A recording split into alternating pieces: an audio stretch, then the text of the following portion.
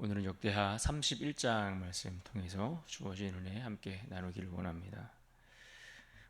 우리가 30장에서 히스기야가 유월절의 절기를 회복하여 그 절기를 유다의 모든 백성들과 함께 지키며 그렇게 예배의 자리로 그들을 또한 초청하는 그러한 모습들을 보았습니다.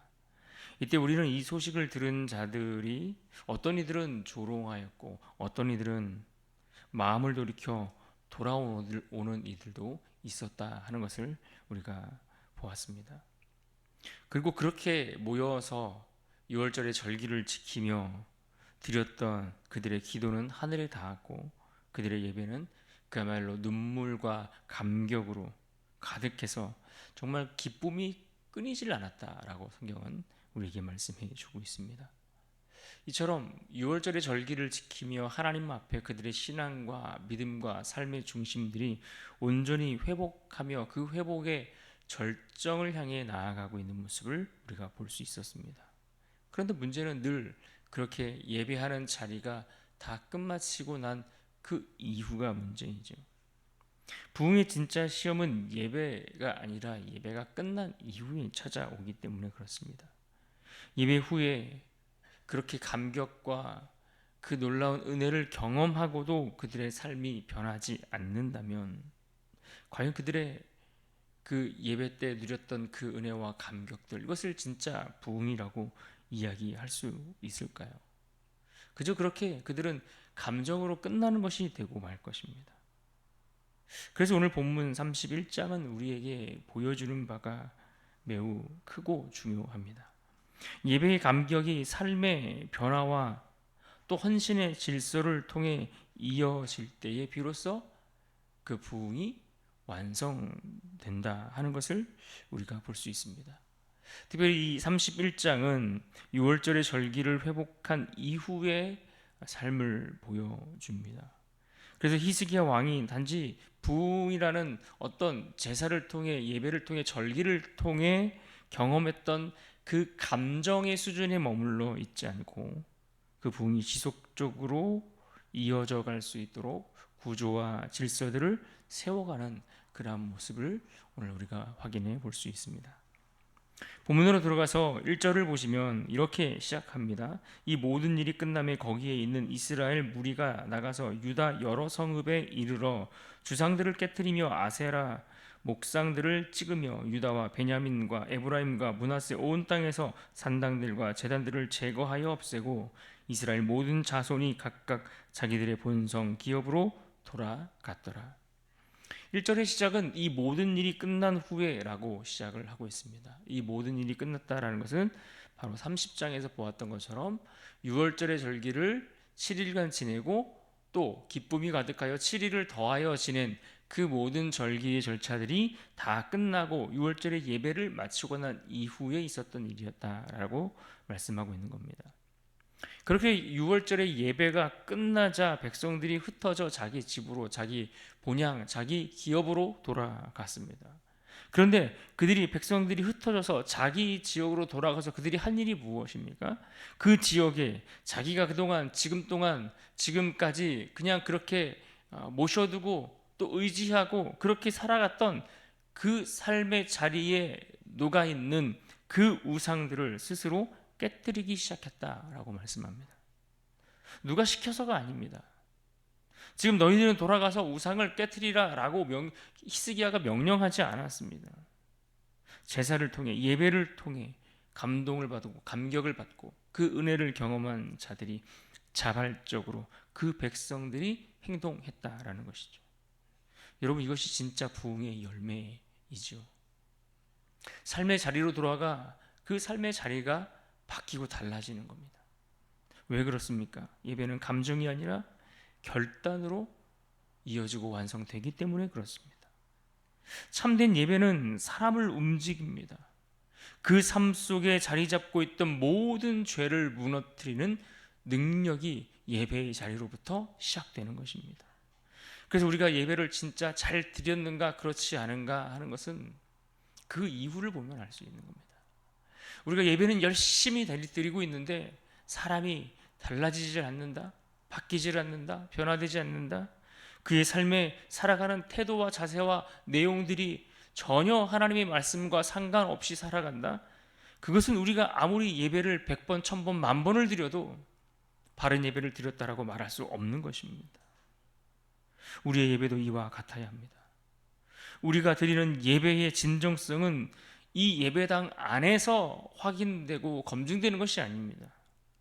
이 안에서 드려진 그 예배가 우리가 이 예배당을 떠난 그 후에 우리 삶의 자리 속에서 그 자리 예배 이후에 드려지는 그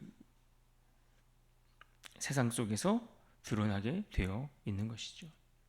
그래서 진짜 부흥은 예배가 끝나고 내 자리로 돌아가 내가 지금까지 붙들고 세워두었던, 그래서 때로는 의지하고 하나님보다 더 앞세우고 살아갔던 그 모든 것들, 그 우상들을 무너뜨리기 시작할 때 완성되는 것입니다.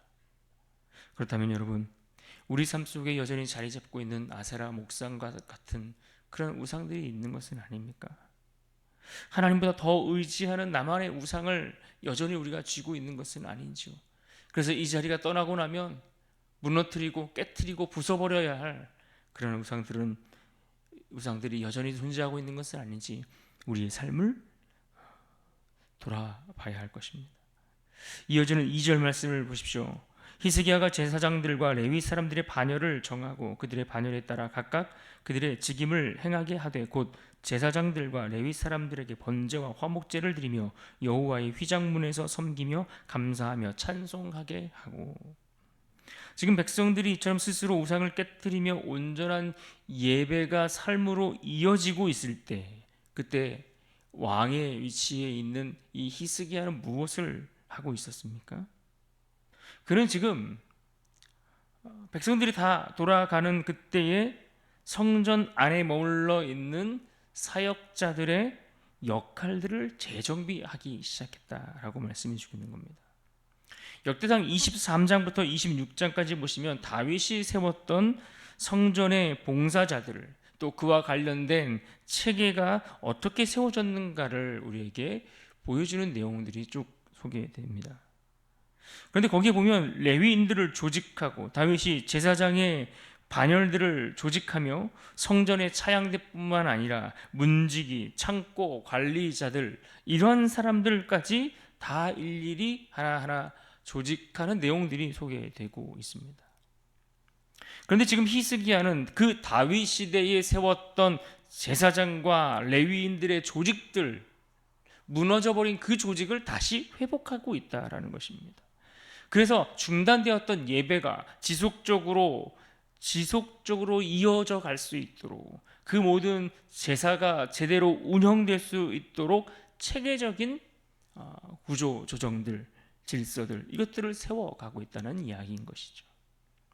그러면서 3절에 이런 말씀이 나옵니다. 또 왕의 재산 중에서 얼마를 정하여 여호와의 율법에 기록된 대로 번제 곧 아침과 저녁의 번제와 안식일과 초하루와 절기의 번제에 쓰게 하고. 지금 히스기야가 이런 어떤 구조적인 조정들을 이렇게 해 나가고 역할들을 재정비하면서 어떠한 행동들을 이어가고 있습니까? 자기 자신의 재산을 먼저 하나님 앞에 내어 놓는 모습. 그러니까 히스기야가 먼저 왕으로서 헌신하는 내용이 소개되고 있는 것입니다. 왕이 자신의 재산을 내어 성전의 번제에 쓰여지도록 하고 있는 것이죠. 이처럼 왕이 앞장서서 그렇게 헌신을 보여주자 또 백성들은 그 모습을 보며 따라가는 내용들이 소개되죠. 5절을 보십시오. 왕의 명령이 내리자 곧 이스라엘 자손이 곡식과 포도주와 기름과 꿀과 밭의 모든 소산의 첫 열매들을 풍성히 드렸고 또 모든 것의 11조를 많이 가져왔으며. 왕의 헌신을 따라 백성들도 헌신하는 모습이 이어지면서 하나님께 드리는 헌물들, 그런 예물들, 이런 것들이 제사를 제대로 운영할 수 있도록 다시 회복되었다라는 것을 말씀하고 있는 겁니다. 백성들은 자원하여 드렸습니다. 기쁨으로 드렸습니다. 그리고 그 결과가 어떠했는지 10절에서 이렇게 말씀하지요. 사독의 족속 대제사장 아사랴가 그에게 대답하여 이르되 백성이 예물을 여호와의 전에 드리기 시작함으로부터 우리가 만족하게 먹었으나 남은 것이 많으니 이는 여호와께서 그의 백성에게 복을 주셨음이라. 그 남은 것이 이렇게 많이 쌓였나이다. 지금 예물을 드렸는데 그 예물을 통해서 여러 가지 고백과 또 반응들이 계속해서 언급되고 기록되어 있는 겁니다. 이 예물을 드리는데 이 예물을 드리면서 하나님 앞에 우리가 이렇게 마땅히 드릴 것들을 드리기 시작하면서 그들 개인의 삶에도 만족함들이 찾아왔다는 겁니다. 그리고 이것이 하나님의 복인 것을 알고 하나님 앞에 감사하고 있는 것이죠. 그래서 그들이 드린 예물들이 넘쳐났다고 표현하죠. 그렇습니다. 우리는 지금 예배가 회복된 히스기야 시대의 진정한 부흥의 장면들을 우리가 확인하고 목도하고 있는 것입니다. 히스기야는 감정적인 어떤 그러한 일들, 그러한 부흥의 시작들, 이런 것들을 제도적 헌신으로 이어지도록 백성들의 삶을 전환시키는 아주 좋은 결과를 보여준 그런 왕이라고 할 수 있죠. 이처럼 예배가 지속되려면 헌신의 질서가 필요합니다. 우리가 예배를 잘 드리기 위해서 세팅하고 또 준비하고 또 하나님이 실제로 우리 예배 때마다 그렇게 은혜를 주시기 시작하면 그것이 실제로 우리가 받은 은혜를 가지고 일할 수 있는 그런 체계, 구조, 이런 것들을 교회가 함께 세워나가야 하는 것은 너무나 중요한 부분들인 겁니다. 열심히 은혜는 받았는데 어디 가서 헌신을 하고 어디 가서 섬기고 일할 곳이 없다. 이것도 참 어려운 문제이죠. 그래서 이 두 가지를 잘 감당해 나가야 하는 겁니다. 예배의 감격과 감동이 헌신을 통해 이어지면서 그 부흥이 유지되고 완성될 수 있도록 만들어가는 애씀들이 우리에게 필요한 것입니다. 우리의 예배는 어떻습니까? 우리의 예배가 그저 은혜 받고 감동받고 마음의 뜨거움을 느끼는 것으로 그냥 끝나버리는 예배가 되고 있는 것은 아닙니까? 그냥 이곳에서 예배당 안에서 얻는 감동이 그것이 예배의 전부라면 우리는 예배의 절반도 경험하지 못하고 있는 그러한 자들이 되고 말 것입니다. 우리가 누리는 예배가 은혜 있고 또 감동이 되고 있다면 그 감동들이 내 삶에 어떻게 구체적으로 이어지고 우리가 또 사역과 헌신의 자리에서 어떻게 표현되어져야 하는가를 우리가 생각하고 구체적으로 연결할 수 있는 길들을 우리가 모색해 봐야 하는 것이죠. 계속되는 당시 히스기야와 백성들의 헌신을 보십시오. 11절과 12절입니다. 그때의 히스기야가 명령하여 여호와의 전 안에 방들을 준비하라 하므로 그렇게 준비하고 성심으로 그 예물과 11조와 구별한 물건들을 갖다 두고 레위 사람 고나냐가 그 일의 책임자가 되고 그의 아우 시므이는 부책임자가 되며 11조에 관한 이야기가 소개되고 있는데 11조는 그들에게 있어서 단순한 재정의 문제가 아니었습니다.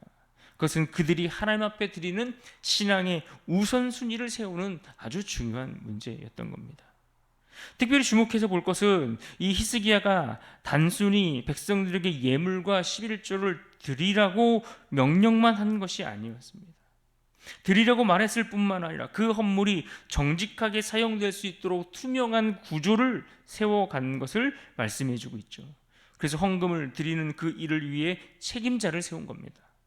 이 책임자들을 세워서 그들을 통해 이 예물이 제대로 투명되게 관리될 수 있도록 그리고 보완될 수 있도록 책임자와 부책임자들을 이렇게 각각 세우고 임명하는 것이죠. 12절 이하에 이어지는 말씀 속에서도 계속해서 여호와의 전에서 일하는 자들 또 맡은 자들 그들을 세워가는 내용들이 나오고 있습니다. 다시 말해 히스기야는 지금 이러한 질서 안에서 헌신할 수 있도록 제도를 잘 갖추어 왔다라는 것이죠.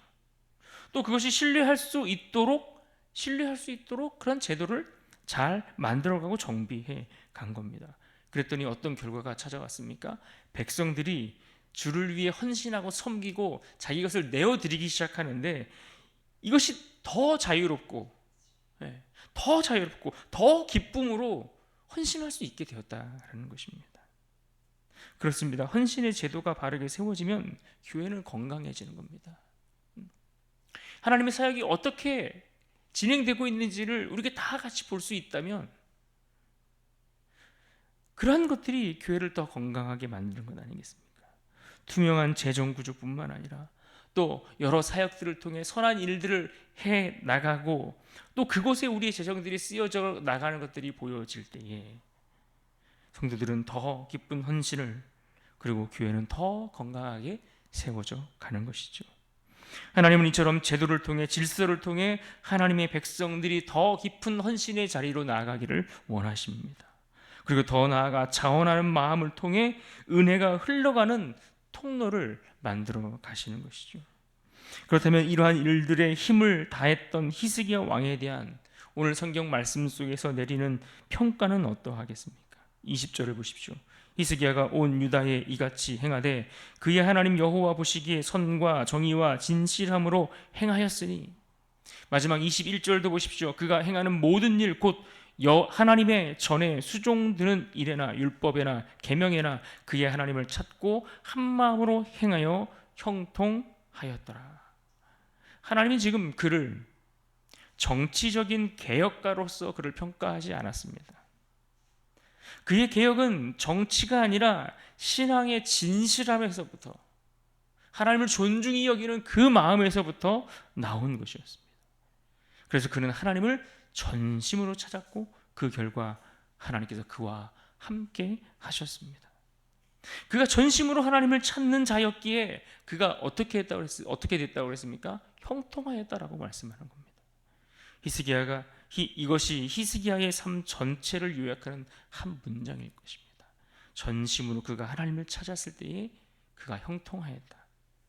그렇습니다. 형통은 하나님을 찾는 데서 오는 겁니다.